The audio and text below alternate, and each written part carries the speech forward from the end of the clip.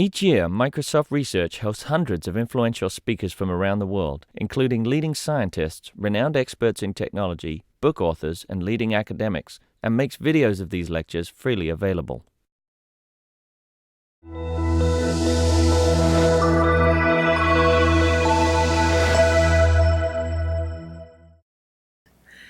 Thanks so much for coming.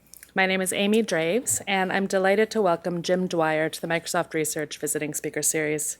He will be discussing his book, More Awesome Than Money, in which he focuses on the 4 individuals that created the open-source social media site Diaspora. Jim is a Pulitzer Prize-winning reporter, and he writes the column About New York in the New York Times and has written or co-written 6 books, including 102 Minutes, 2 Seconds Under the World, and Actual Innocence. He appeared in Ken Burns' documentary Central Park 5 and was portrayed on Broadway in last year's Nora Ephron play Lucky Guy with Tom Hanks. Please join me in giving him a very warm welcome.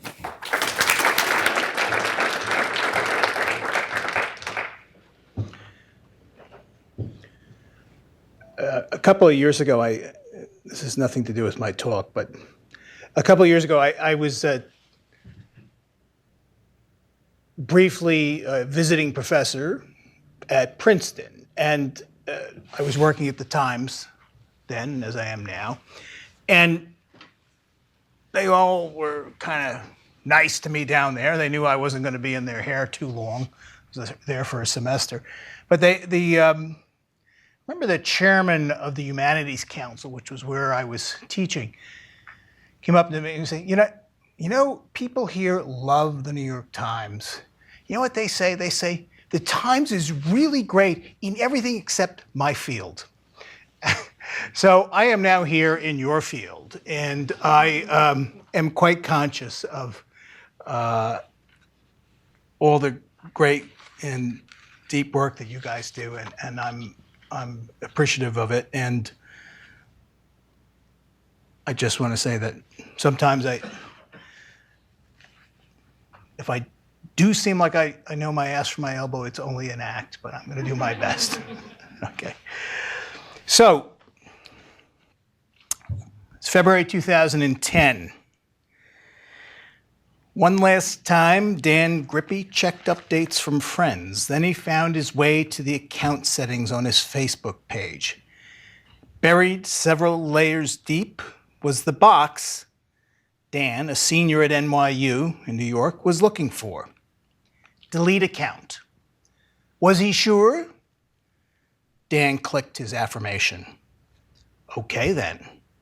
The account would be deactivated, but not actually deleted for 2 more weeks. Any activity by him during that time, logging in, checking on friends, the least flicker of digital life, would be interpreted by Facebook as a sign that he had changed his mind and really didn't want to shut it down. This was all boilerplate delivered to anyone who declared an intention to leave the flock. The next message from Facebook was tailored for Dan Grippy. Dan, your friends are going to miss you, it said.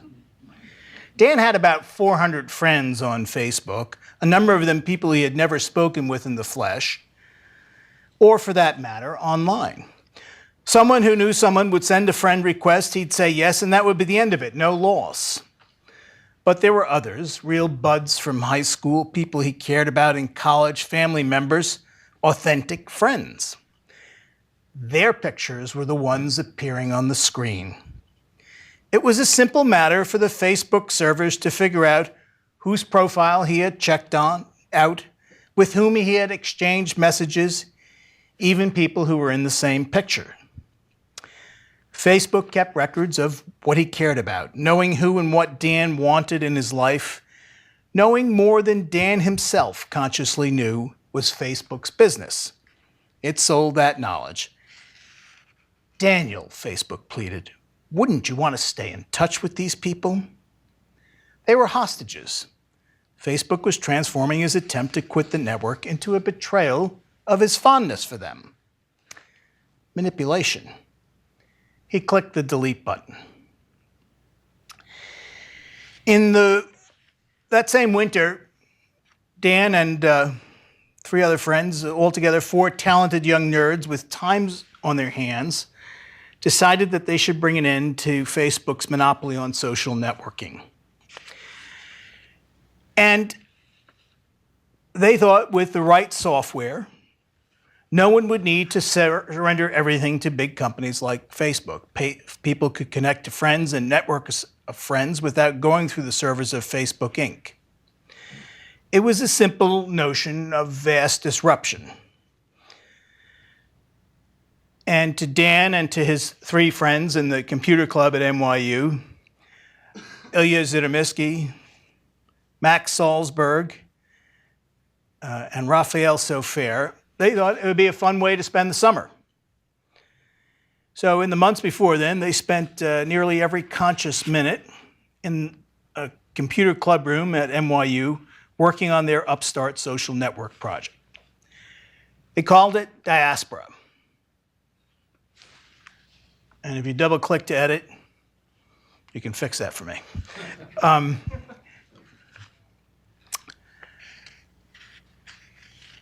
They set out to create what I guess would, in essence, be a peer-to-peer social network.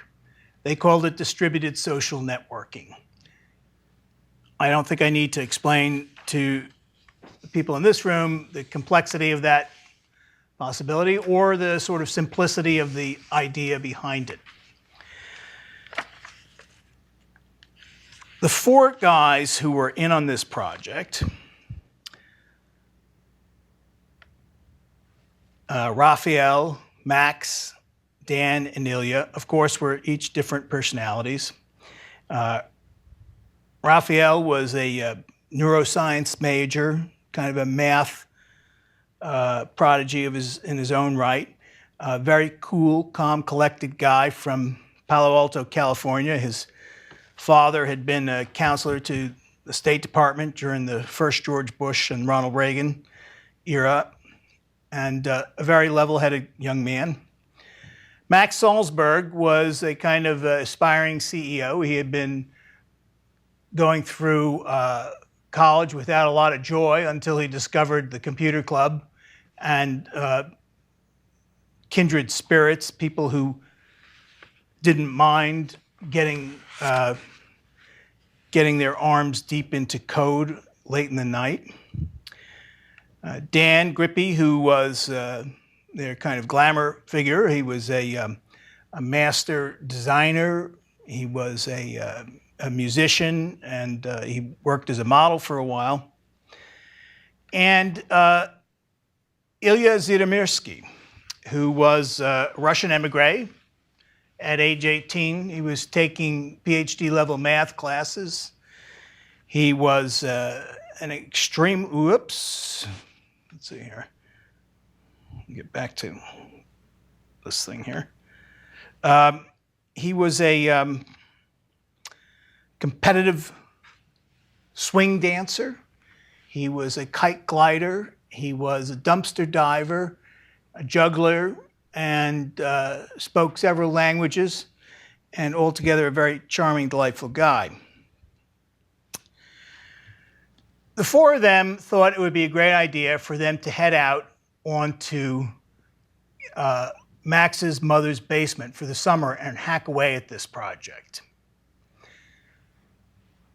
They didn't really think that anybody else actually cared about it that much. But they didn't want to leech off of their parents for the summer. They were, the youngest of them, Rafi, was 19, and Max was 22, and he and Dan were about to graduate, and they didn't really feel like they should stick their hands out. So they thought, maybe we can raise $10,000 on Kickstarter, which was then a brand new platform. And they debated whether this was feasible or not.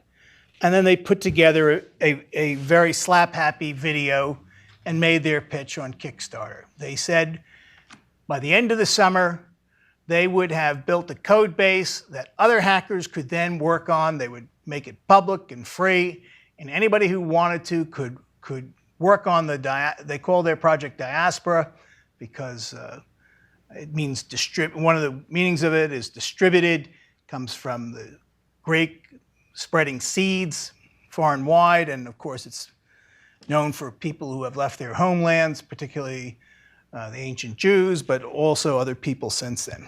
But they called their project Diaspora, and they thought anyone who wanted to pitch in could help them on the code. So they put up this appeal on Kickstarter. And within a couple of days, they had gotten $6,000 or $7,000. Then the word started to spread a little bit. They got $8,000. And then they got $10,000. And they had hit their goal. The money didn't stop coming. They were up to about $25,000 when I heard about it.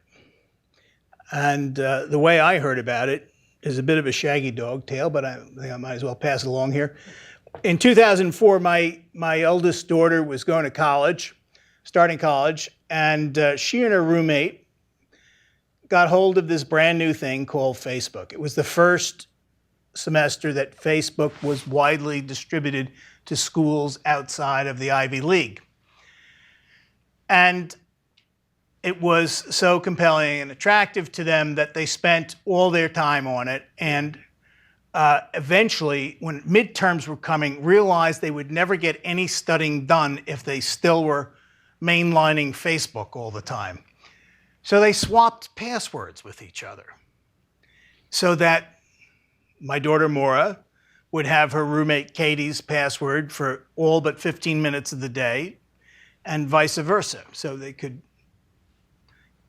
ease off of Facebook, at least through midterms. They happened to mention this to my wife, or Maura happened to tell my wife, and she was then doing her, finishing her master's work in computer science, and was thinking about what her dissertation project should be, and she thought, maybe I'll do something on privacy management in MySpace and Facebook. And so she became one of the early scholars in that area, and indeed wrote her dissertation about it. And some years later, heard about these four guys at NYU who were raising a lot of money on Kickstarter. I had never heard of Kickstarter. And they were doing quite well. And it so happened that it was one of these moments when, as you know, Facebook has a genius for really getting people furious. And they happened to be in the midst of one of those moments. And I'm just going to read a little section about that for you now. What is the thing they have every year? The F8? The F something? They have some big conference every year down in San Francisco where all the developers come in. And this particular year, 2010, when the Diaspora Boys went up on Kickstarter,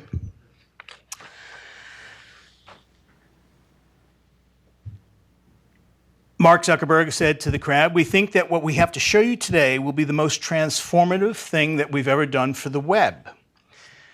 That day, Zuckerberg and his chief technical officer, Bret Taylor, ran through a series of changes that would give Facebook a presence on other websites with like buttons. When clicked, these like buttons would alert the user's friends and anyone else who viewed their Facebook pages of their interests, what they had been looking at and presumably thinking about. The likes were a form of currency that Facebook, of course, would negotiate into advertising dollars. When other changes were added in, including the ability to watch what people were reading away from the Facebook site, what Zuckerberg and his backers were proposing was nothing less than becoming the toll booth and gateway to the whole internet. By following the interest of its users across cyberspace, Facebook would plant its flag and eye on every corner of the web. What Facebook and Zuckerberg and Bret Taylor saw as a great expansion of human connectedness, others saw as a silken trap from which there would be no escape. "This is really a significant step for Facebook," said Taylor. "For years, we've been saying it's an open platform, but now, for the first time, the likes and interests of my Facebook profile link to places that are not on Facebook.com. My identity is not just defined by things on Facebook, it's defined by things all over the web. This may have been seen as an unalloyed giant step forward to Zuckerberg, Taylor, and others in the bubble of Facebook's headquarters. Outside, the reaction was brutal. The toughest because the non-tech press relied on it to render the changes into non-geek speak was Wired, which ran a major essay that became the most read story on its website for a month.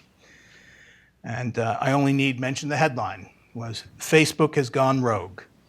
And they called for a distributed distributed social network. And just around that same time, a Columbia professor studied Facebook users, asking their intentions and beliefs about their control of the privacy settings. Then he compared it with their actual settings. Now, these were advanced students at Columbia, right? He found that 90% were sharing material that they had intended to keep private, and a perfect 100% were not achieving their privacy goals. So, one consequence of this uproar was that attention to diaspora, which I gave it some with a column in the Times, exploded. More than 6,000 people from 18 countries pitched in $200,000, 20 times what they had initially sought. And then 500,000 others joined a waiting list for invitations. 4 guys hanging around a little room at NYU suddenly found themselves handed a global commission to rebottle the genie of personal privacy. For a time, they were the faces of a revolution against the settled digital order. Now, what drove these young men out to, what inspired them was A, the difficulty of the problem, and also the need for it. They had attended talks by Eben Moglen, who many of you may know is a free software advocate, and he's a lawyer, an historian, a technologist. And they had become convinced, as I believe others had, that the web was reaching a kind of a state of social emergency.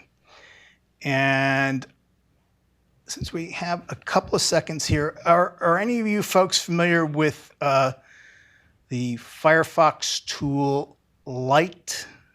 Well, I'll get the name of it for you in a second. Let's just look at a couple of things here to demonstrate how quickly things get linked up. What? I'm on Facebook? How did that happen?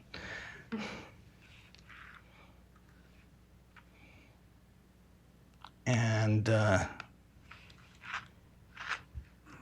okay, so there's a bank, and there's the cabinet company where I'm looking at some cabinets for my kitchen, and Facebook, and the New York Times, and this thing here is called Lightbeam. And what it shows, I don't know if you've had a chance to see this thing before, is all of the tracking that goes on with each of the sites that you open up. So when the Times opened up, I'm not sure that that's legible, but it says bizographics.com. I don't know who they are.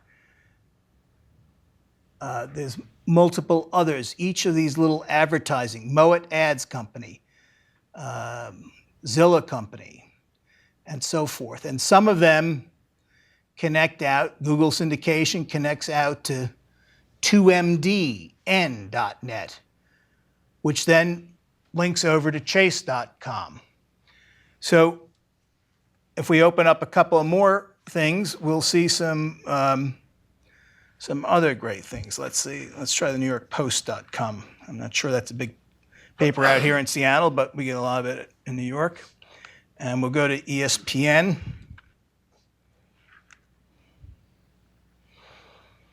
And let's take a look again at Lightbeam. And it's essentially metastasizing before our eyes, okay? More and more links are spreading out further and further.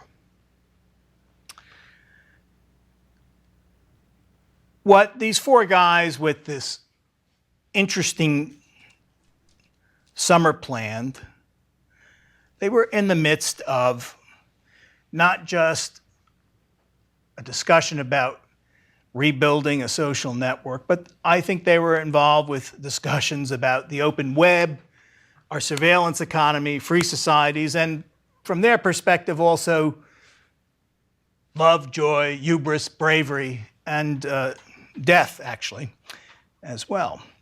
So they went out to California and were set up at a place called Pivotal Labs. They also, which does a lot of contract work, they invited them out, hosted them there. They became actually quite popular among many of the leading figures in the web. They were Tim Berners-Lee, who they actually hadn't even heard of, was a fan of theirs.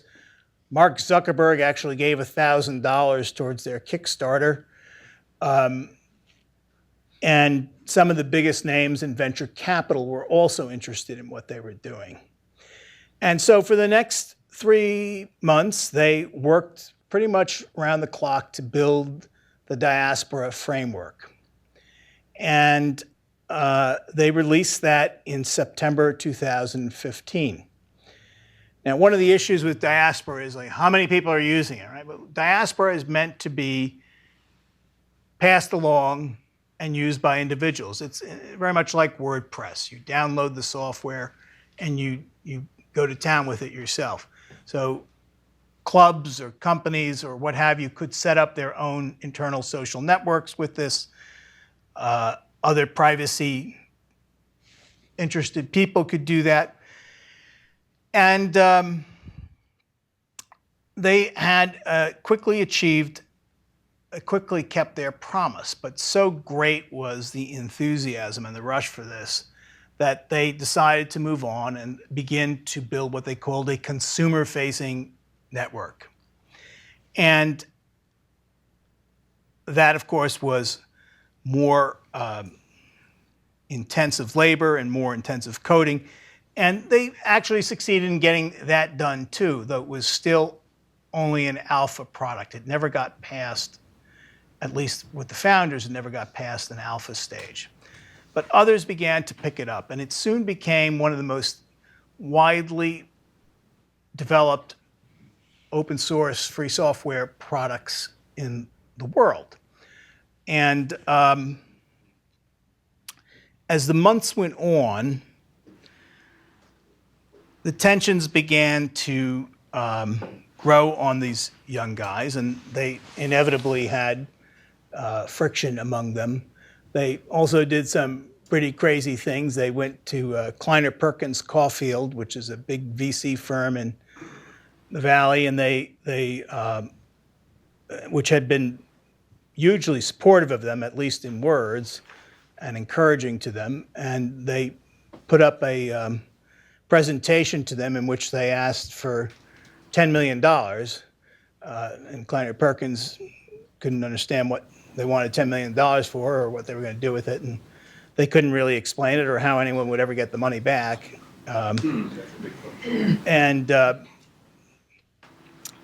So as the time rolled along, their difficulties extended to running out of money. They had raised this $200,000. They were paying themselves a modest stipend every month.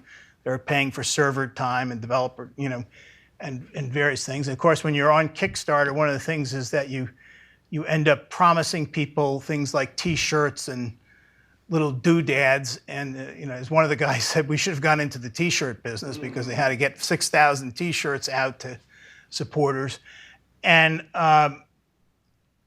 these are guys who can order a pizza. They're not very good at shipping and handling or ordering T-shirts in 6,000 sizes. So they had only really, in the end, netted about $170,000 between the Kickstarter cut and between the payments for these fulfillment things, the T-shirts and so forth. So by the following summer, they had run out, or were close to running out of money. Reputation.com then issued them an invitation to come in and said they wanted to acquire them, acquire Diaspora, and bring it into its fold. Reputation.com, if you're familiar with it, is a company that whose founder said, well, the first $1 trillion that was made on the web was made off of our data by advertisers. Now the next $1 trillion, we're going to have a piece of that back. He called data the oil of the 21st century. And he wasn't sure what he was going to do with Diaspora any more than Diaspora was sure what they were going to do with $10 million if somebody had given it to them. They just figured, but they declined the invitation to be brought into Reputation.com and given some money for that. And they continued working. And around November of 2011, Ilya, who was their sort of charismatic frontman, had a depressive side, and he took his life.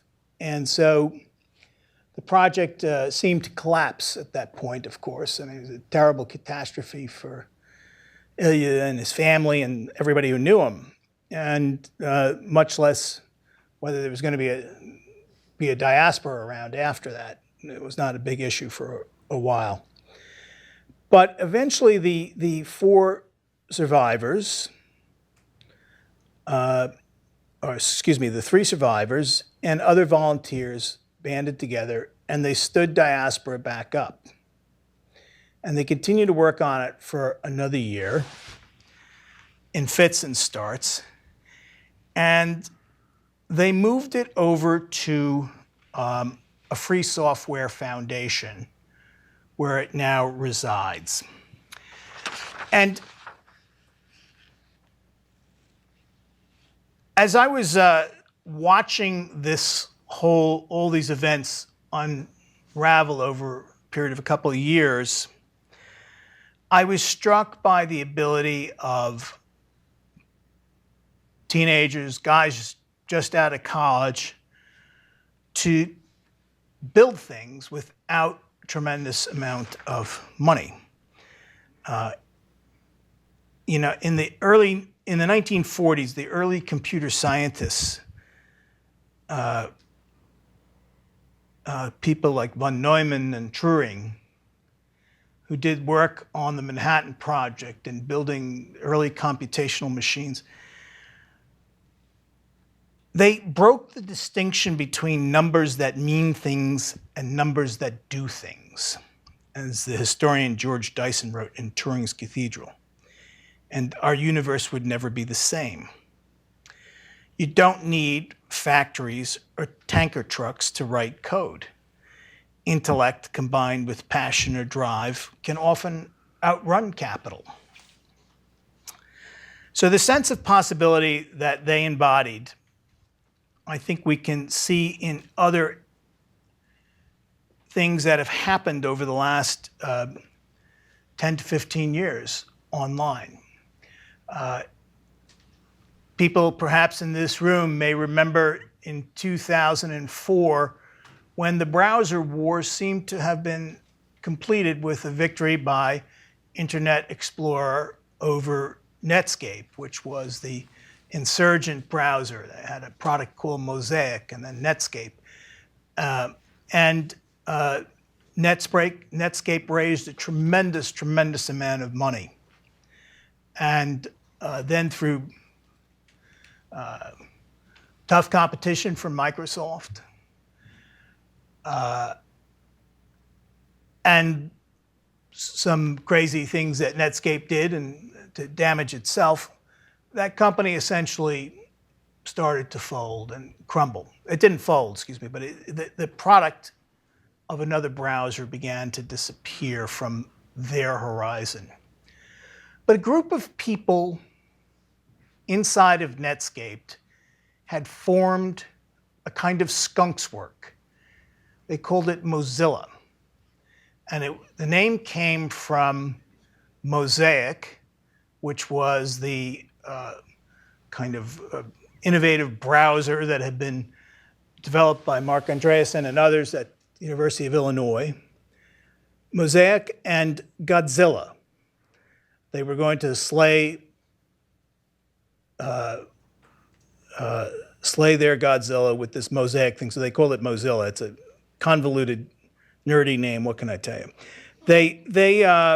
Mozilla was part of Netscape, and as Netscape was acquired and reacquired, this group inside of Netscape was eventually discharged. They were sent away with about $1 million or $2 million worth of seed money.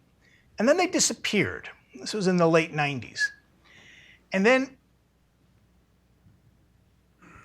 really unnoticed by most of the world, I would say. Perhaps people in tech were watching this, but I think it came as a huge surprise in 2004, in November, when the people from Mozilla announced that they had a new browser to distribute, and it was called Firefox. And Firefox was built on virtually no money by people who had left Netscape, which had all the money you could ever possibly want. And it quickly became a roaring, roaring success. It was built by volunteers from around the world. We're all probably familiar with the privacy setting on our browsers now, which some people call the porn setting. Actually, it was developed by a volunteer working on the Mozilla Firescape project who lived in Tehran and who was not concerned about, he was concerned about what people might find on his browser if the authorities came in and seized his computer. And it wasn't smut or dirty pictures or what have you that he was worried about. He was worried about looking at the wrong kinds of political material, something that would be far more transgressive. Firefox was translated quickly into 70 languages. The group wanted to hold a party, release parties on every continent. And they had 6 continents lined up. And then they felt, well, that's about it. That's as global as we're going to get. And then an email arrived from a guy named Ethan Hicks, who was working at the Amundsen Scott station in the South Pole. And he said he was going to hold a launch party too. And his thing was signed, I love the signature on his email. It said, the temperature was minus 66 degrees when he announced his plans to hold the Mozilla launch party there. So I think what Diaspora ends up teaching us, and it's within the tradition of people who are fighting for to keep the web open, democratic, a place that empowers individuals, and it's part of this tradition from which Firefox, Linux, and some other great innovations have come. Diaspora, inspired by Eben Moglen's warnings more than 3 years before Edward Snowden emerged, had not penetrated popular culture. It was not a staple of world commerce. It was not both verb and noun understood across the globe like Facebook. Yet Diaspora, with its vision of decentralized private communications centered on protecting the integrity of human connections, remains one of the most active open source projects in the world. It has more than 55,000 lines of code, 22 revisions, hundreds of contributors, and dozens of them who are still working on it regularly. It has not died. It was not vaporware. Contrary to what some of the skeptics had predicted when they first raised their $200,000, the four NYU guys had not spent the money on Appletinis and hookers. Its imaginative sparks had lit up corners of the world far from the third floor computer room at NYU. Diaspora had become even more necessary than when Dan, Rafi, Ilya, and Max had first been gripped by its possibilities.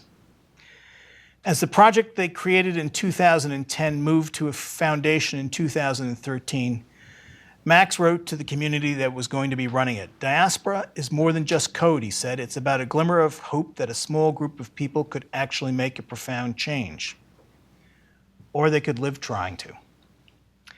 So I will be glad to take questions and discuss Diaspora or anything else. Thank you.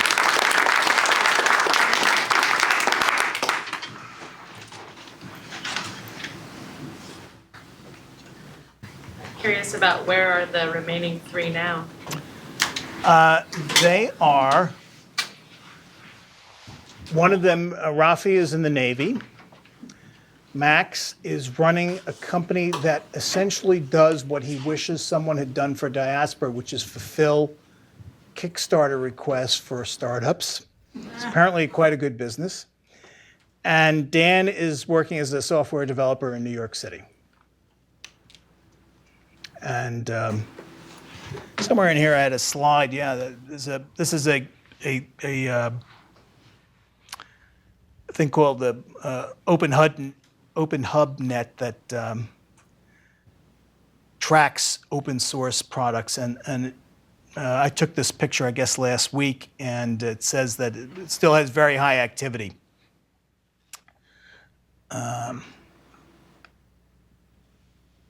So there's others. There's mostly European hackers who are now working on it.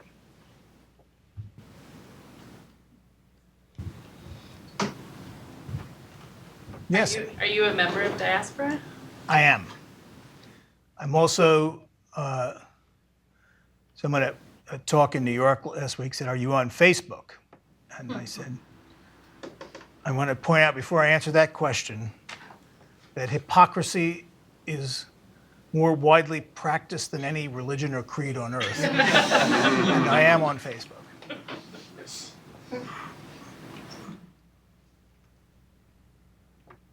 And yes, sir. Are you conscious about your activities on Facebook now more than before? Well, having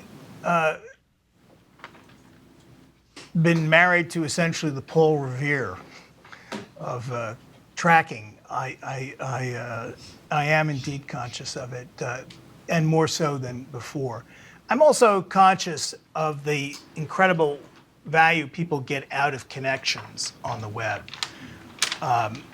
You know, when I was a kid growing up, I grew up in New York City. I was born there, and I lived in, you know, basically a regular neighborhood in Manhattan before it was sort of this Disneyland of money.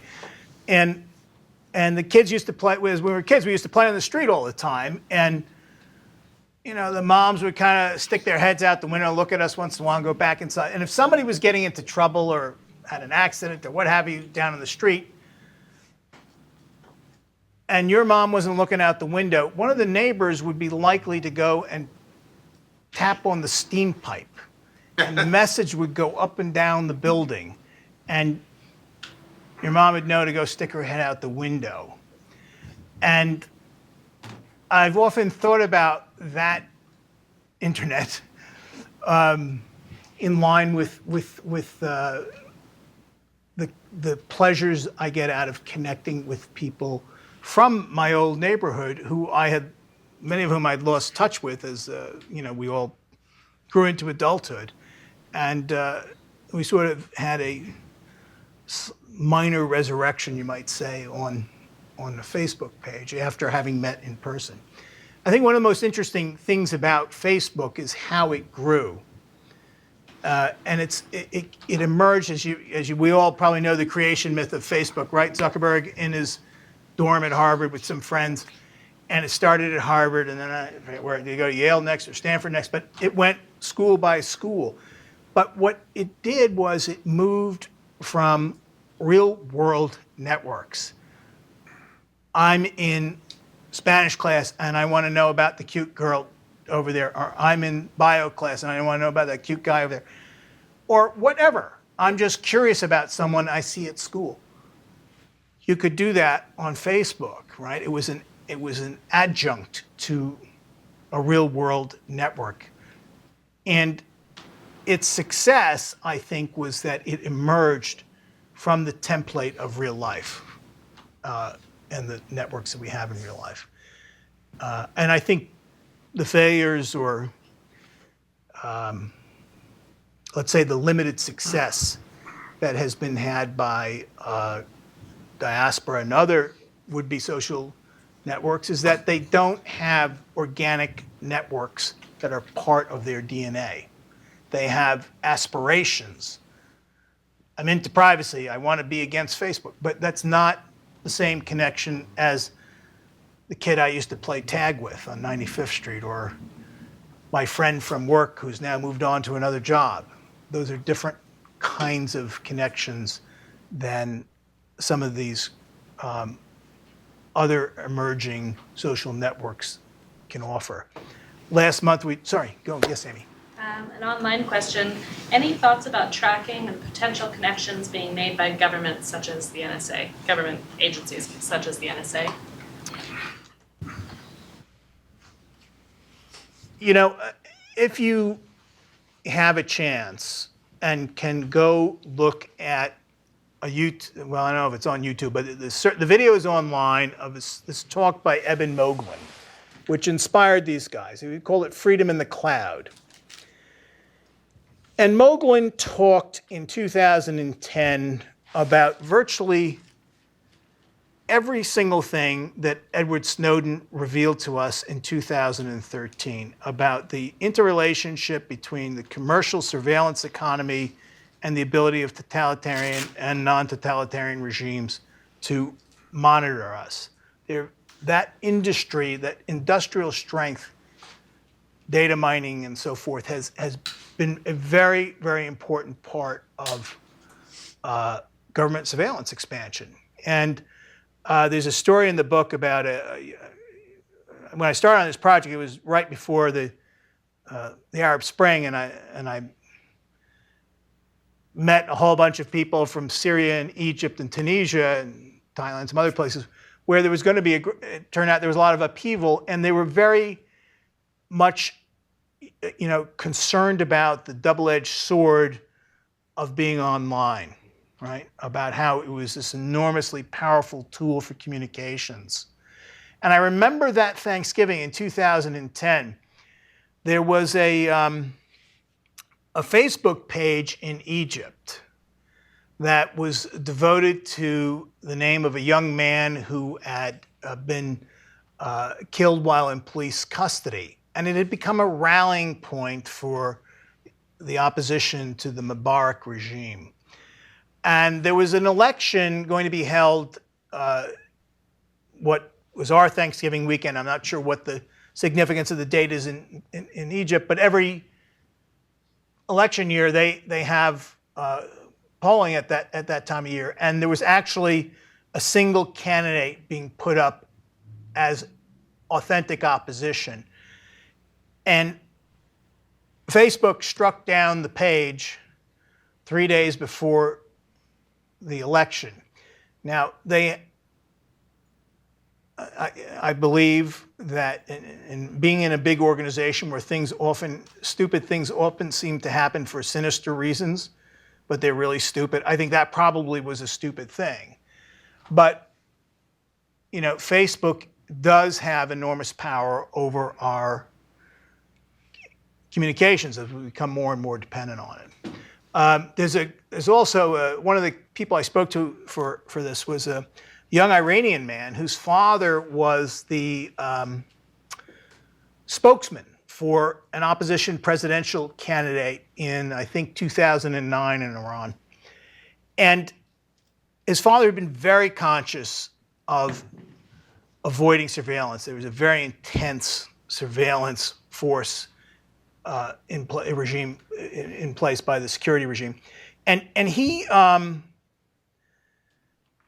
yet he was trailed up to a remote village where he had been essentially kind of living incognito and found and arrested and brought out for sedition or something like that and beaten to a pulp and put in prison where I think he still is now 5, 6 years later.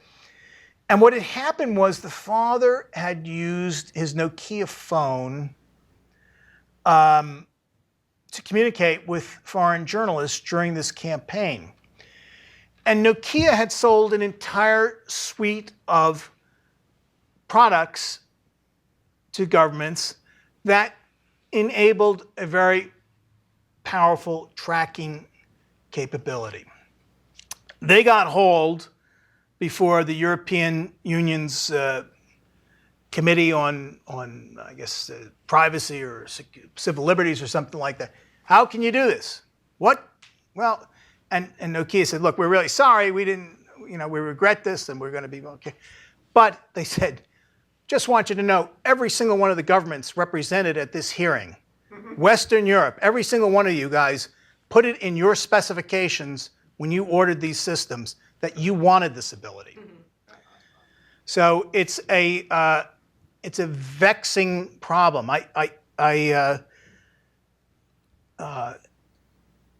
But I don't think it's an unsolvable problem. I don't think anything's unsolvable, right? Because I think you have smart people like the people in this room and smart kids like these guys down at NYU.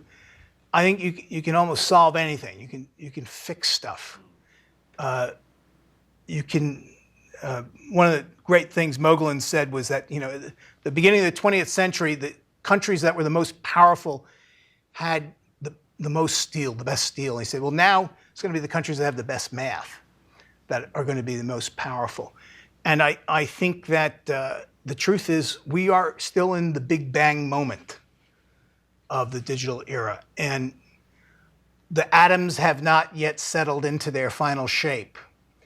And the forces that are driving them, we can't even map them out yet, but you're all part of it. And so I'm whoever asked that question online about, I think it's a big deal, this capability, and I think it's a big responsibility for everybody who has the abilities that you guys have. Because a lot of folks are just going to swipe and get on their mobile phone and be online and make themselves very vulnerable in ways that they don't know about. Maybe it's not such a big deal in this country, but there's a lot of places in the world where it is a big deal.